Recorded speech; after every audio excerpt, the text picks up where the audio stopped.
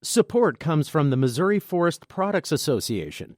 Missouri produces wood pallets, railroad ties, white oak barrels, hardwood floors, and more. Details on the variety of products made in the state are at choosewood.com. Welcome to St. Louis on the Air. I'm Don Marsh. Today we go behind the headlines on America's pastime, baseball. The season began yesterday with a lopsided loss for the Cardinals. Even though there are 161 games to go, it already has some fans wondering if the Redbirds have the makings of a championship season. Joining me by phone is longtime St. Louis sports writer-reporter Rob Raines, the editor of STLSportsPage.com. He also is a member of the Missouri Sports Hall of Fame and the St. Louis Media Hall of Fame. Rob, nice to talk to you. Don, my pleasure. Thank you. How are you? I'm fine. I guess we have to remind everyone that one game does not a season make. Well, there hasn't been any team in history that's gone 162-0. So until that happens, I don't think we have to worry too much about losing the first game. You spent some time in Florida watching the team during spring training. What sort of impression, Rob, do you have of the team through that experience? I think they're better than they were a year ago. I like the young pitchers. I really think they're probably still a year away from being a really good team because of the youth of the pitchers. You know, guys like Flaherty and Jordan Hicks, who we saw make his Major League debut on Thursday. Those kind of kids, I think, will be better at Luke Weaver even a year from now than they are now. But I think that they are improved over a year ago. I think I like the addition of Marcell Ozuna. I think he's going to be a much beloved figure very quickly in St. Louis, even though he had a rough start on Thursday. I think the biggest thing that this team has changed is the composure of the coaching staff with the addition of Mike Maddox and the return of Jose Oquendo, and obviously everybody's fan favorite Willie McGee being in uniform for on a full-time basis this season. I think it's going to make a positive impact on pretty much everybody on that ball club. Explain the Oquendo thing for me, if you would. I mean, everybody says that he was really, really missed when he was not with the team. What does he bring to the table that is so important to it? A friendly voice that can talk to guys. I mean, I think he's coaches are all in any sport. Anybody will tell you, especially at the professional level, there's a disconnect between the manager and the players, and there has to be because the manager is the boss. It's kind of like a father-son figure. You have to have a respect factor there, but you can't be best friends. Somebody has to be the grown up in the room kind of thing, to speak. So that's the manager's role. Now, some managers, handle that role differently than others, but any team like that, there's that go between, and that's the coaching staff. So I think especially with the Latin players, especially with the infielders, Jose Oquendo is a guy that can go talk to those guys, can motivate those guys, can be the sounding board for players to come and say, hey, why is he doing this? Why am I not playing? Why is this going on? And can reason with them and keep them calm and cool and collected. And I think they did miss that, not only from what he brought to them as far as instructional value was concerned and positioning on infield and all that kind of stuff, just from a voice and a go-to guy that they could talk to. I think they missed that. You would think, though, I would think, as someone who is not as close to the game as you are, that someone like Mike Matheny could fill that role because he's a former player, former Cardinal, and that, he knows the game and he knows what they're going through. He can fill that role as a coach. I just don't think he can fill that role as a manager because too much rests on the manager's shoulders. Too many of the decisions, and I don't want to sound like he has a bad relationship with the players because I don't think that's true. I think he does have a good relationship with those players, and I think he is wants the best for them, wants them to succeed, is a motivator kind of guy, and of course does have the experience of having played a long time in the big league, so he knows what that experience is like.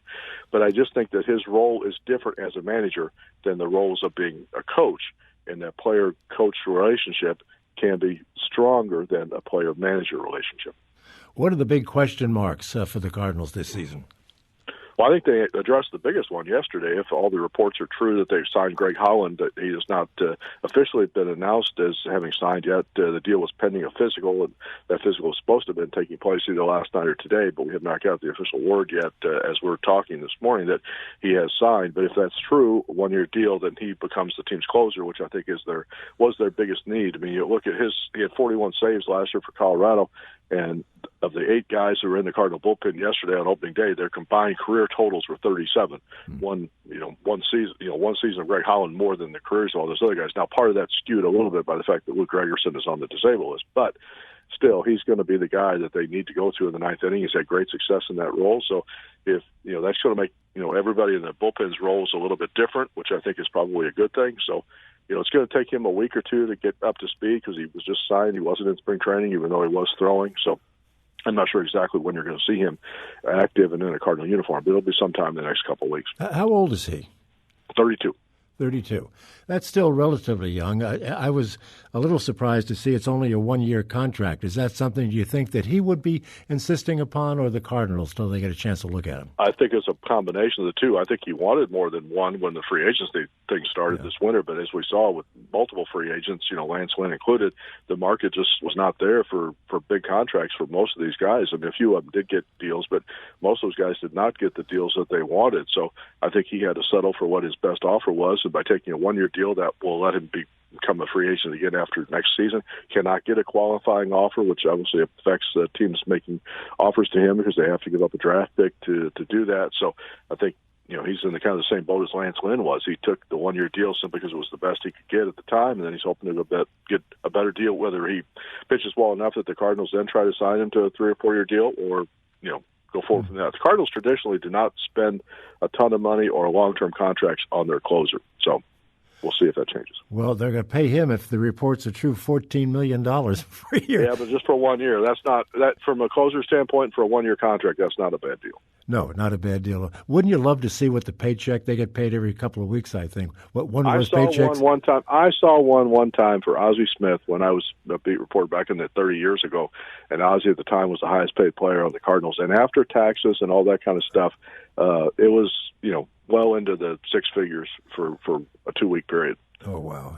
But you also got to remember, they only get paid during the season. They don't get, unless you structure your contract differently, you don't get paid in the off season. You only get paid during the season. So you're getting twice as much, basically, because you're getting all of your year's money in a 6 month period of time. Somehow I'm not feeling sorry for them with regard to that. Most baseball players you will not have to hold benefits for to make sure their rent and housing is taken care of and they have food on the table. Yeah, but some of them don't manage that money well. You look at what Jack Clark is going through. Yeah, and I think there's some issues there that haven't been reported. I know Jack well, obviously, but I haven't talked to him about this situation, so I can't comment on it. Other than that, I think there were some extenuating circumstances that are part of this, filing that haven't really come out yet. Well, I remember Bob Forscher's situation. I think it was Bob Forscher. Yeah, it was Bob Forscher. His manager or somebody, his financial advisor, took all his money. That's correct. And that has happened to other players, too. So that you do have to be careful in that area because there is so much money. And unfortunately, a lot of players, they make a lot of money, but they're really naive about it, and they don't have the background of how to handle it. And if they get into the wrong, in with the wrong person, things can happen. So you have to be really careful. And I think, that gradually over time, you've kind of gotten rid of a lot of those people out of the game that have, exterior motives and try to, take advantage of players and their naivete. But it still, unfortunately, does happen. What do you make of the Wainwright situation right now? He's on the DL, of course, disabled list. Mm-hmm. What do you make of his prospects for this season? I thought he pitched fine in the spring training. I mean, this is a leg issue. It's a hamstring thing, so it's nothing related to his arm or his shoulder, which is always the good news if you're a pitcher. Not related to his Achilles from a couple of years ago, which is also good. So if he can get that rectified in a couple of weeks, I think he'll be back. He's not going to be the Adam Wainwright he was 4 or 5 years ago, but I think he can still be an effective pitcher, can give you 5 to 6 innings on a fairly regular basis and compete. Nobody's going to compete harder than he is. Nobody's going to want to succeed more than he is, and he doesn't. He wasn't happy with how he pitched last year, and he feels like he can do things differently this year and still be effective, even if he has to change the way he pitches. So that's one of the questions that they have to see how that works out, because they do have a couple of alternatives of guys who could step into that rotation if needed, and I think pitch well. So, if he does struggle, the question will be how much, the strength do they give him, because of the loyalty and longevity factor. Do they let him go longer in struggle than some other guys they would? So that's one of the things we'll have to wait and see. The play-by-play guys during the course of the spring have been paying a lot of attention to the new rules. What's your feeling about that? They want to speed up the game. Major League Baseball does, but it's going to change a lot this year, isn't it? The main one, I think, is the mound visit that people talk about, and what they've done was that they've established a rule that you can have no more than 6 mound visits during the course of a season. During the course of a game, as far as, whether it's the catcher going out to talk to the pitcher, whether it's the pitching coach coming out, whether it's the manager, any of those things, even an infielder coming in from second base or shortstop counts as a mound visit. So most games, I don't know that it's going to be a factor. Some certain games, it probably will be a factor in the flow of the game. Obviously, they're thinking if you don't have a visit, that speeds up the game. Now, one rule we should mention, though, is if a manager goes out to take a pitcher out and you make a pitching change, that does not count as a mound visit. So the 6 is a little bit skewed because of that. But still, it's one of the things I'm curious to see how it does. I just can't really believe that's going to have that much of an impact on the length of a game. The players or coaches talking about that when you were in Florida? A little bit. It doesn't really affect. The one thing they have to remind themselves is to not go to the mound. They just have to remember that there's a rule about that now. I think that's going to be different than what they've done in the past. So if there's something they're used to, especially from a catcher standpoint, Molina's standpoint, he just has to remind himself, like, I have to just kind of have signs or signals or something to the pitcher to tell him what I want to do. I'll have to wait till we get in the dugout to tell him, because they don't want to waste that visit unnecessarily. What's the penalty if they have too many visits to the mound? Yeah, there is one, but I don't know what it is. I've forgotten. That's a good question that I should know, but I don't.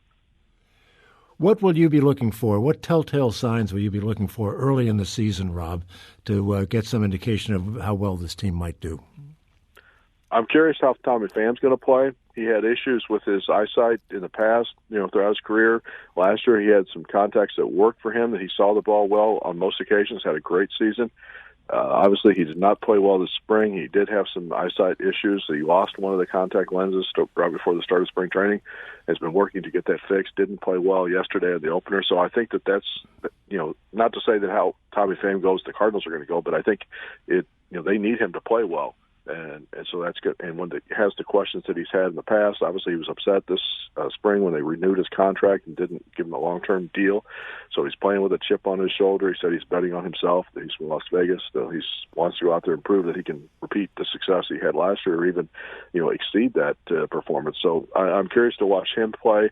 Curious to see how Matt Carpenter does hitting in the third spot in the batting order, because he's traditionally has not done well in that spot. We'll see how that goes. They've got to figure out a way to get Jose Martinez some at-bats, because he's a terrific offensive player. And I'm curious to see how the young pitchers perform. Lots to pay attention to, and it's a long season just underway. Tell us about your website. I was not familiar with it until I knew you were going to be on the program, but you've got a lot of information packed into that site, my friend.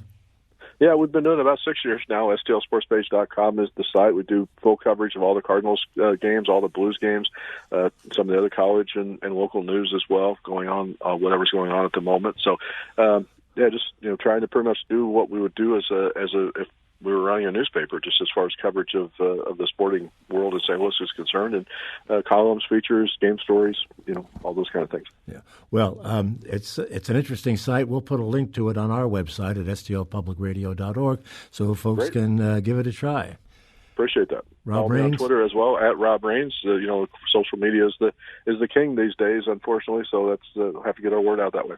Okay. Well, Rob, thank you so much for being with us. Good luck with the site, and have a successful season. Thanks, Don. I appreciate it. Anytime. STLSportsPage.com is that site. Coming up, we stick with sports, this time how basketball can be more than a game. This is St. Louis on the Air on St. Louis Public Radio, 90.7 KWMU.